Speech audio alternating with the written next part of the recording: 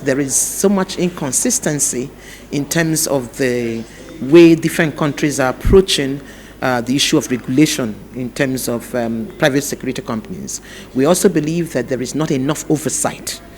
These companies need to be properly oversighted. We think that it's not done.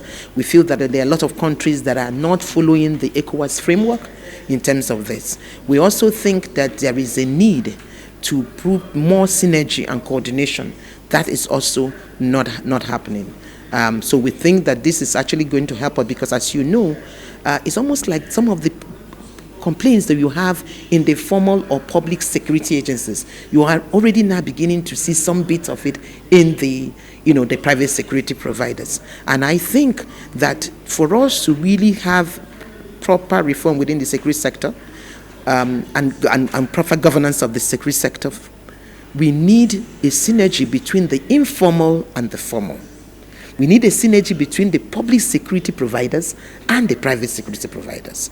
It can't be disjointed as some of that is happening. So if you talk about vigilantes, how are vigilantes being coordinated? How are they being oversighted and things like that? Nigeria sits in a position where we have a lot of porous borders within the West African region.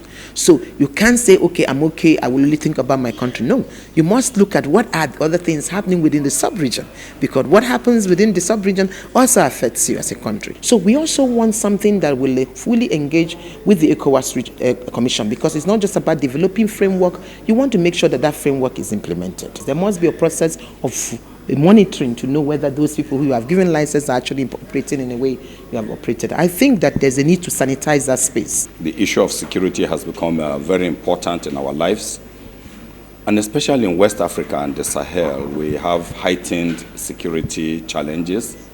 We'll start from home here in Nigeria. We have the Northeast boiling with Boko Haram crisis. We have the banditry issues and other crimes in the Northwest.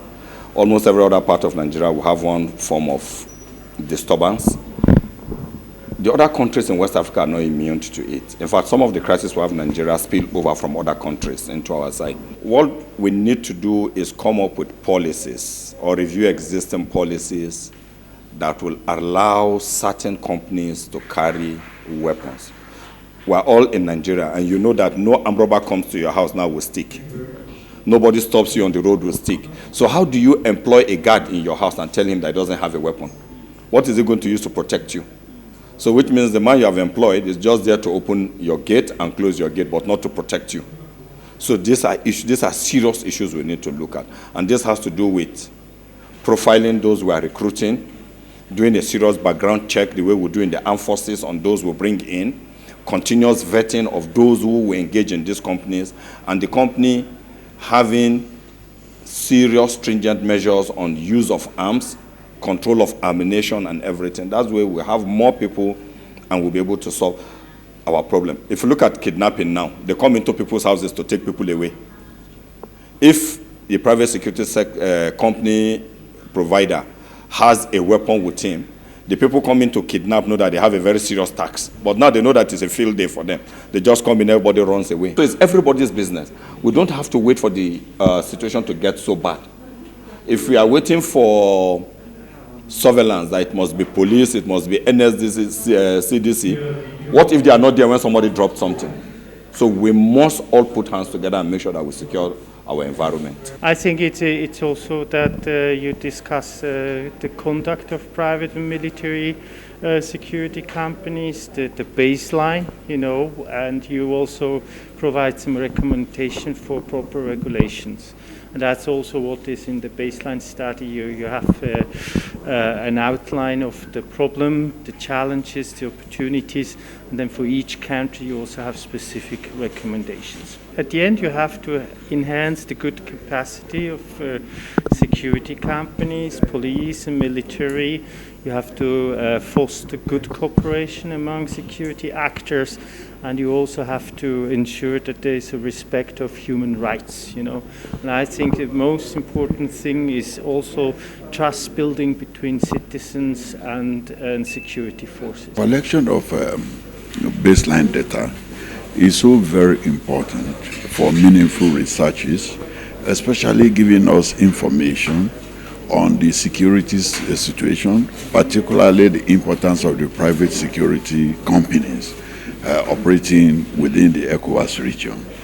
So if we have this type of document, there is a need for it to be validated so that the findings therein can become generalizable and it becomes a source for anyone seeking information in this area to be able to get a direct and reliable information, because it will have the contribution of all the stakeholders, from the practitioners to the academics and members of the diplomatic community. You now recruit some in-country researchers from those places, and then using a common instrument and training your data collectors in a way to be able to approach it in a uniform manner, so you can actually get a feedback from all these other places. We have some countries that are English speaking, we have some countries that are French speaking, and there is also the plan to get some countries that are Portuguese speaking.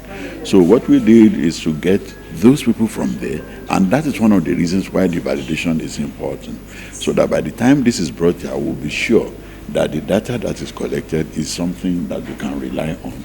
And as researchers, we can say it can become generalizable.